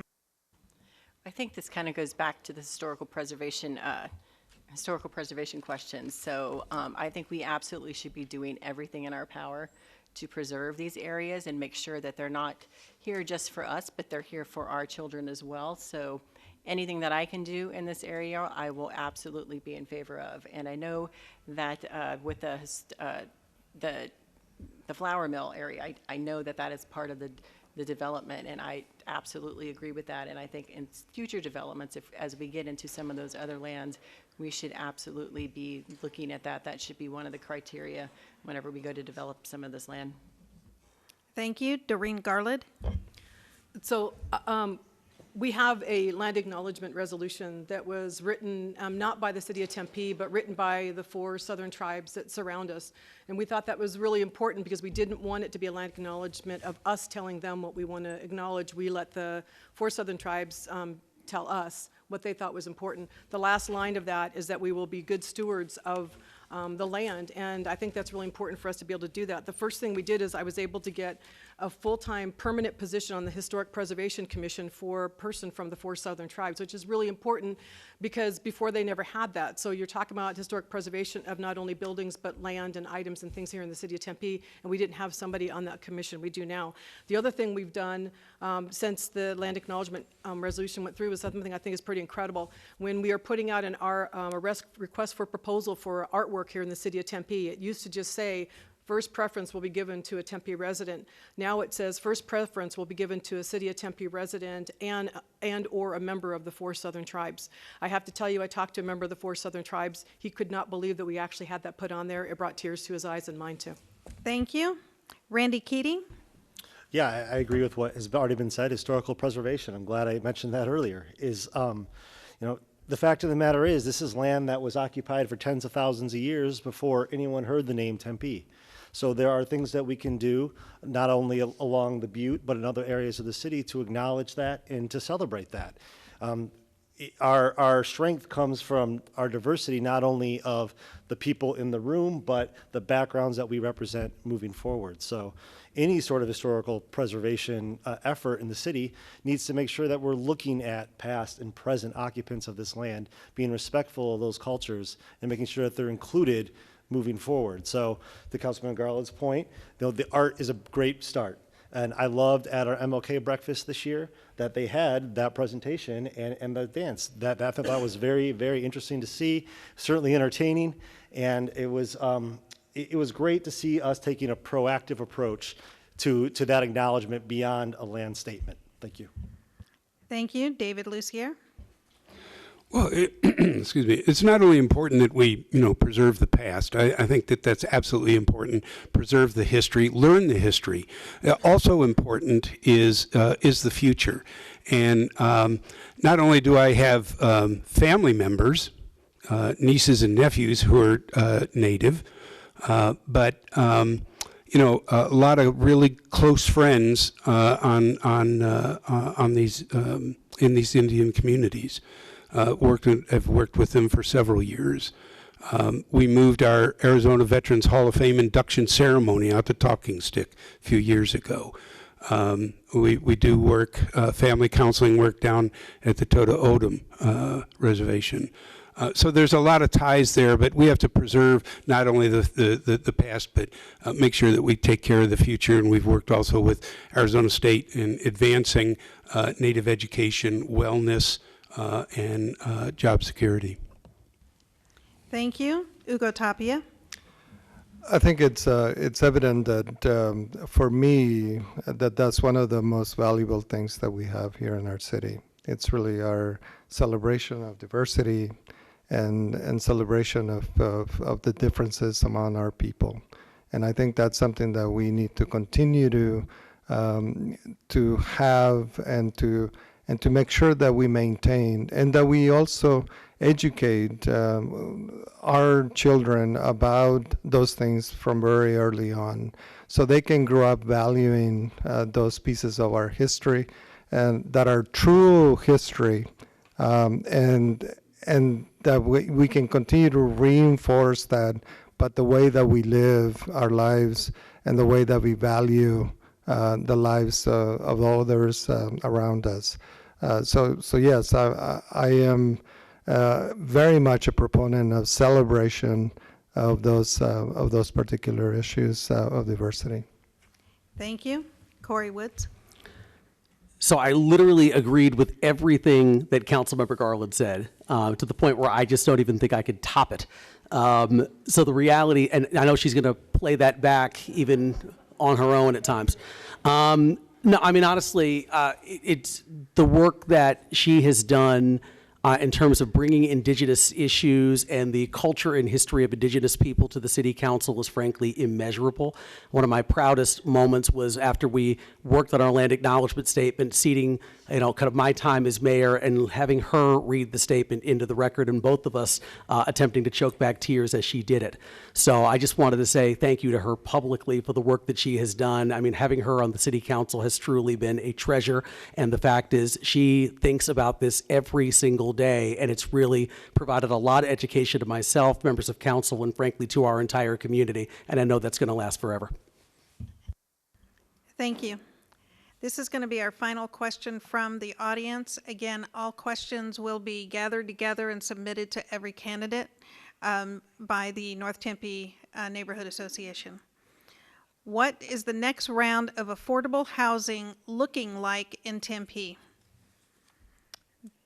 I have Doreen Garland next.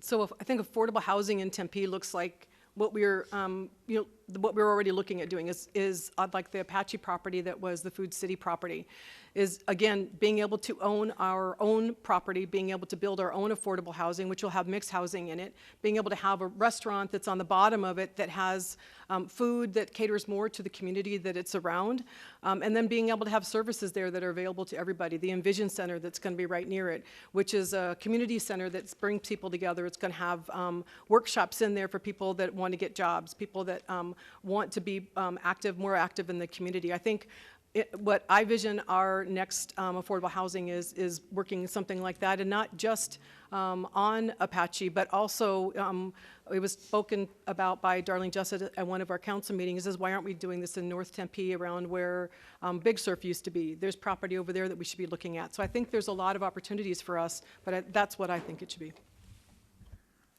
Randy Keating. Yes, I agree with the Apache site 100%. This is a Hometown for All initiative, which again is funded by the development going throughout the city. One of the areas that I kind of talked about earlier about the need to redevelop certain areas that are kind of underserved, and one of those areas is the county island, right? So I was proud to work on that with Vice Mayor Adams to make sure that we got that through, and that came to fruition. And we actually have a property that'll be coming online in that area relatively shortly. And I'm not sure if it's affordable or workforce housing. I don't want to say anything wrong, but it is less than market rate housing in that area.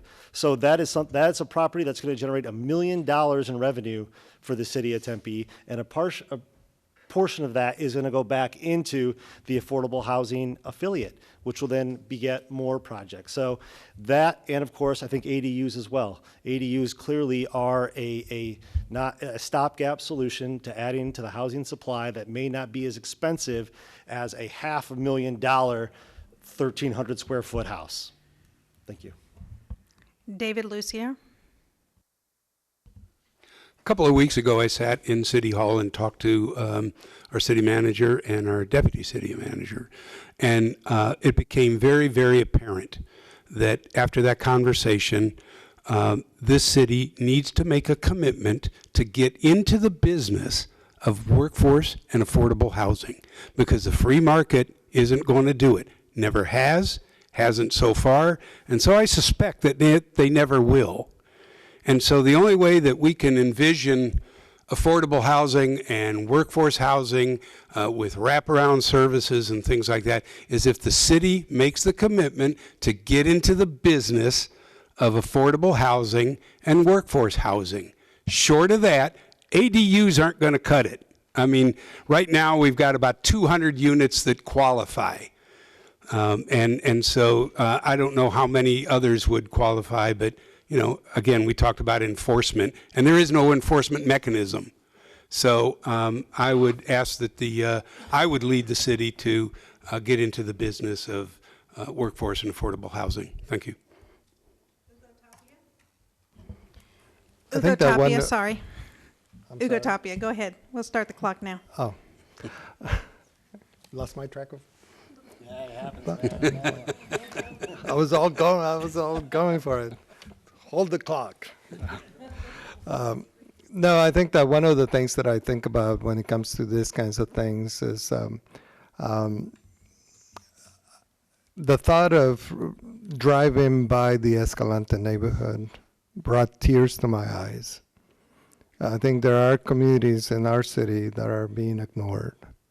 And I think that we have a responsibility to old residents of our communities that have been here for a lifetime. And we have to, I do agree that the Food City thing is going to help, and I think it's wonderful that we're doing those kinds of things. But we also have to look at the needs that our community members have to make sure that those things are being addressed, and that we're not ignoring our Latino population here in our city in any way. And I think we need to have somebody that can represent them at that level. And that's one of the reasons that I'm moving my campaign forward. Thank you. Corey Woods.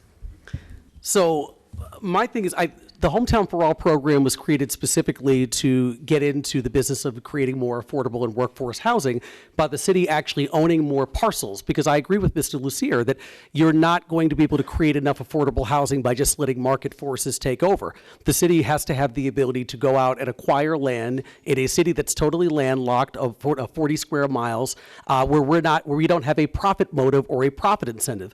That's exactly what we're trying to do with the Food City site that the city spent $10.7 million acquiring at Apache and Dorsey.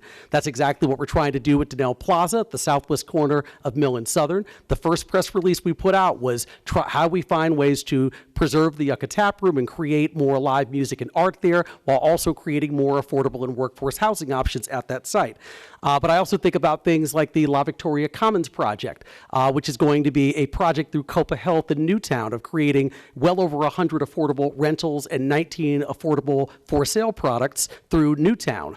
So my first thought is we have to find ways to increase that supply of funding even through that affordable housing bond so we could do even more work in the affordable housing space, but we have Thank to you. own the land. Nikki Amberg. I'm just going to respectfully request at the next forum, I don't go after Corey. Because everything that he says is, I'm literally I'm just written crushed. down here. I know, I'm sorry, Corey. So, you know, we have to be creative. We are a landlocked city. We've got to use all of the tools in the toolbox. The ADUs, I know there's pros and there's cons against ADUs. Donnell Plaza, there's pros and cons against Donnell Plaza. You know, the County Island, again, pros and cons against County Island. But we need to look at all of them. We need to come up with a plan that is going to work for that specific area in this city, because it's not going to be, you know, what's going to happen in North Tempe may not necessarily be what should be happening in South Tempe. I also, again, think that we need to look on a regional basis because we are landlocked.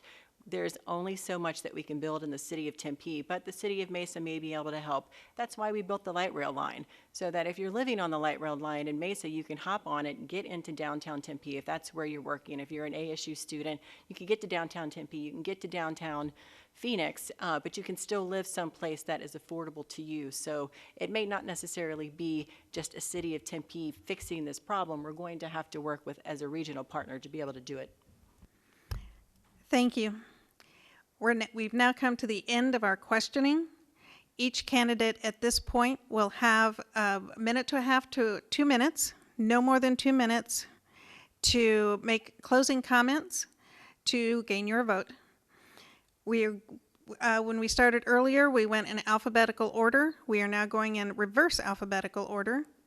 So first up, and you will not be following him. First up is Corey Woods. Can I just say, first of all, as a child with the last name Woods, I've never gone first ever, so I'm honored by this moment right now. To all those folks with their letter at the last name of the alphabet. Just wanted to once again thank the League of Women Voters and the North Tempe Neighborhood Association for putting on this forum this evening. I think it's wonderful to be here with great people and to have conversations about issues that are very important to our residents. I've been honored, as I said before, to serve as mayor for the last 3.5 years. I've done nearly 12 years of service on this council. I'm incredibly proud of the work that not only I've done, but that our city council's done, and that frankly the entire city staff has done, because they are really also the unsung heroes of this city. When we come in to vote on Thursday nights, they are there 40, 50, sometimes 60 hours a week, really making sure that this city continues to churn. And so I wanted to give them a very public shout out. But it's been the honor of my life to have this role, and I really would ask for your vote for a second term as mayor so I can continue the work that I've already started. But once again, really appreciate each and every one of you being here this evening, and I look forward to talking with you outside and hearing even more of the questions that we couldn't get to because of time constraints. So thank you. Thank you. Ugo Tapia. First of all, I want to thank everybody here in attendance tonight. It is actually quite humbling to me to be sitting here with the background that I have. I'm an immigrant from Mexico, and I came to the States at the age of 13, went through a very much a learning process throughout my lifetime, and I'm here as somebody that had an opportunity to come to school and get 3 degrees from ASU and continue to move my life forward. I'm a husband. I'm a very proud father of 3 wonderful children. And now I have 6 kids, which is amazing. I put myself forward in something that is out of my norm. I'm used to being the quiet guy that just listens and treats people with dignity and respect and tries to find solutions in their lives. When I decided to run for the council, that was really what drove me to do so, is really to find the solutions, conceptualizing data to put things together that makes sense for the community is really what it's all about. And that's what I try to bring in everything that I do. So thank you. David Lucier. I'm going to start by saying that 30 years ago, I helped co-found Newtown CDC. So I'm 30 years ahead of my time. And it's still going strong. In fact, it's one of the strongest community development corporations in the state. So I'm very, very proud of that. So I always do look at the long term. We went from under 1,000 veterans going to ASU to over 10,000. And in fact, I just got the latest number. It's closer to 16,000 that we did that. We built affordable housing for veterans here in Tempe. You know, I've participated at every level from my service from my time in the service, from the time I was 19, turned 21 on the Ho Chi Minh Trail, and came home and got involved in the community, police review, arts and culture, planning area advisory board, and several others. But so I am, I think, really enthusiastic about becoming a council member. I think I've got the vision, the experience, and plus I just really want to do it. I want to start representing people, not large corporations and not big developers, but people who will live in the city. I'm looking for a new direction. I want a new North Star. I want to bring people together so that we become the most livable city in the state of Arizona. And I think that's a worthwhile effort. Thank you very much. Thank you, Tim. Randy Keating. I remembered what I lost my train of thought on. I'm not going to need the whole 2 minutes. I'll start with that. I wanted to talk about Refresh Tempe, which is an initiative started by Councilmember Arredondo Savage and myself that is reinvesting in public spaces and our parks all over the city. So I hope that dirt lot, to the point, does get improved through Refresh Tempe. Folks, I forgot to mention I'm not related to Charles Keating. I got to say that at every forum because I get asked it every single day. No, I'm Randy Keating, no relation. And I'm very proud of the record I have of results for the city of Tempe. If you go to my website, randykeating.com, and take a look at record, you will see something there not only that I work on, but I move the needle in a positive direction on. And that is through the relationships I have with my colleagues, the relationships I have with stakeholders, the relationships I have with regional leaders, makes me well suited to do something like that. You know, the city of Tempe was named the most desirable city to live in 2020. In the nation. You know, in 2022, Tempe was named the second most livable city in the United States. That doesn't happen on accident.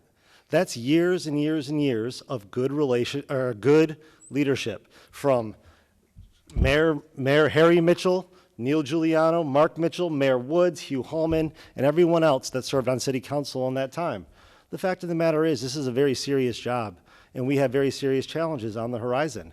And I think I've demonstrated not only my knowledge of the city, but my passion in serving it. I've served 2 terms, and I've really hit my stride in my 2nd term, and I'm asking you for a 3rd. I can only do so with your consent. You have 3 votes upcoming, and I would respectfully request you use 1 to allow me to continue my good work. I'm not sure how long I'll stay after because I have a splitting headache because I had to be at work all day like a sucker. But I'm happy to answer any questions while I can. But thank you so much for having this, NTNA, League of Women Voters, and of course city staff over there is spending his night out here to make sure that the citizens of Tempe can see this. It's been an honor and a privilege, everybody. Thank you. Thank you. Doreen Garland? Yeah, I just want to say thank you so much for everybody who turned out tonight and to be a part of this and to ask the questions that you did, so thank you so very much. I have enjoyed my time on City Council. I volunteered a lot in the community before I got on the council, and I feel like I'm even more involved, not just with the service work that I do on my own time, but also with the work that I do to serve you and to continue to serve you, and I want to continue to do that on the City Council. You know, I'm looking not just for what's going on in the city today, but what's going on in the city in the future and how we're going to continue to build a really good city. I raised my family here. My grandson is now living a few doors away from me, and I get to see him grow up in the city of Tempe. So I've got a lot of interest in wanting to make sure that this is the best community for him and for everybody's family and their grandchildren coming.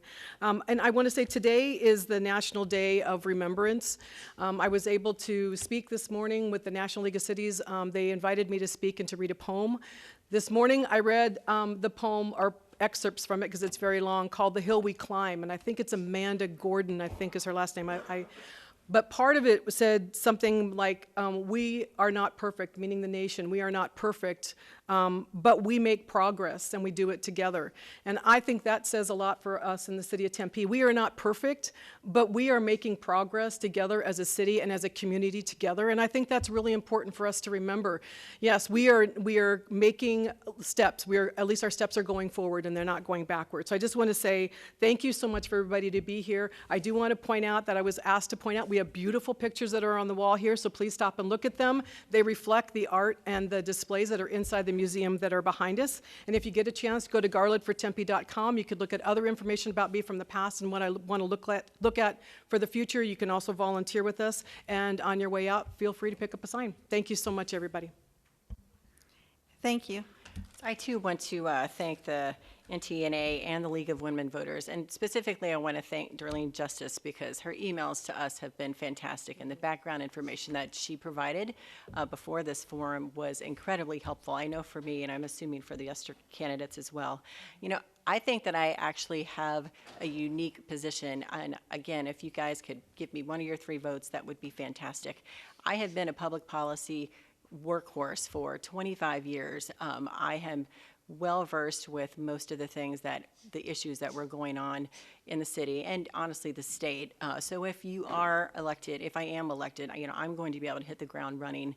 But I also bring in a fresh voice. I have never run for office before. This is the very first time I've ever done it.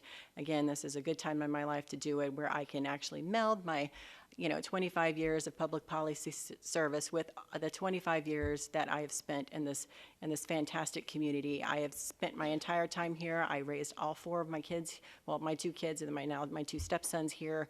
They went through the public school system. Thank you very much, Ms. Hodge. And my last one is a junior at Corona, and it is the perfect time for me to be doing something like this, so that's why I'm doing it. I'd also like to thank the people that are here. I'd also like to thank the people that are watching and the people that will watch, because this is recorded and is going to be on the Tempe forum, the Tempe website. Channel 11, yes. So if you guys have any other questions, I'm going to be here after. If not, I do also have yard signs, and you can go to ambergfortempe.com if you want to look up a little bit more information about myself. Thank you. Y'all have a big decision, and you have some excellent candidates to choose from. I want to thank the audience. There is no way you can get this much information from these people in less than 2 hours without the cooperation of the audience, so thank you so much. I want to thank the volunteers from the League of Women Voters. They did a great job keeping time, so thank you. I want to thank the City of Tempe for providing all of the electronics that are necessary for this to reach every household in Tempe. And of course, this would not happen without Darlene Justice and the North Tempe Neighborhood Association, so thank you. I would not be doing my job if I did not speak a little bit about the process of voting. You must be registered to vote by February 12th in order to vote in this election. If you are not registered and you are 18 and you are a citizen of this country, you should go to servicearizona.com to register. If you do not have a driver's license or an ID from Arizona, you can go to any DMV and register in writing. Ballots will be mailed on February 14th. The election ends on March 12th at 7 p.m. Your ballot will come to your home as it does in all jurisdictional elections. If you mail it back, it must be received by 7 on March 12th. It cannot be just postmarked. So please watch your timing. And if you need a replacement ballot, if your dog chews your ballot, don't use it. Go to tempe.gov/election. I noodled around in that area in preparation for tonight, and it's quite a robust bit of information that Tempe is providing you, because this is crucial. You can review your status as a voter at any time, including check your address at beballotready.vote or beballotready.com. Finally, the League of, it's not the League of Nations, the League of Women Voters. I worked all day too, so I get it. The League of Women Voters will provide information on each candidate at vote411.org. That's a website that they provide information on candidates for all elections. The League will never endorse a candidate. We only speak out on issues. But I will tell you that this is not my first forum. It is not my first forum for the city of Tempe. And I am absolutely so impressed every time with the quality of these people and of your choice. Finally, your ballot, you are going to have one person on that ballot running for mayor. Your only choice is to vote for or not. However, you have 3 votes for city council. The mayor is part of the city council. The 3 votes, you can vote 1 time, 2 times, 3 people. If you vote for 4, nothing counts. So please mark your ballot carefully. I suggest, since voting is part of my passion, please use all of your votes, use them wisely, and thank you, and be careful going home.